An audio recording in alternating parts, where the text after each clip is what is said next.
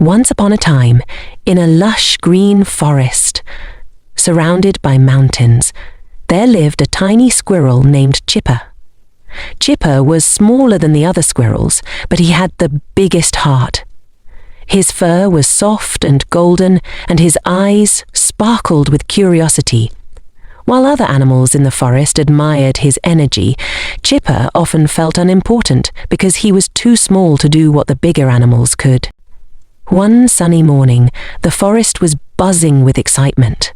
A grand festival was planned for that evening. The animals were busy decorating the forest with flowers, hanging garlands from the trees, and setting up a feast near the sparkling river. Chipper was excited too, but as usual, he was assigned only small tasks like carrying nuts or arranging leaves. While gathering flowers near the edge of the forest, Chipper overheard a frightening conversation between two crows. "The dam near the mountain is cracking," said one crow. "If it breaks, the river will flood the entire forest," exclaimed the other. Chipper's heart sank. He had to warn the others before it was too late. Without wasting a second, he rushed to the clearing where the animals were gathered.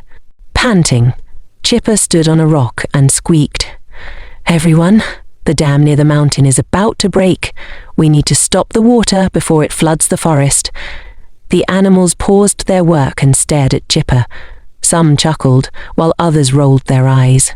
"Little Chipper, always dreaming up stories," said a deer with a laugh. "The dam is far away, and you're too small to understand such big things," added a fox smugly. Chipper tried again. "Please, listen to me. The crows saw it themselves, but no one took him seriously." Feeling helpless, he decided to check the dam himself. The dam was miles away, but Chipper was determined. He scurried past tall trees, crossed rocky paths, and leapt over bubbling streams. The forest grew darker and quieter as he neared the mountains. Finally, he reached the dam. To his horror, he saw a large crack in the stone wall. Water was seeping through, trickling faster with every moment. Chipper's tiny heart raced. "I can't fix this alone," he whispered. "But I must try to buy some time." Chipper quickly gathered mud, sticks, and leaves. Though his paws were small, he worked tirelessly, stuffing the crack with whatever he could find. The water slowed, but Chipper knew it wasn't enough.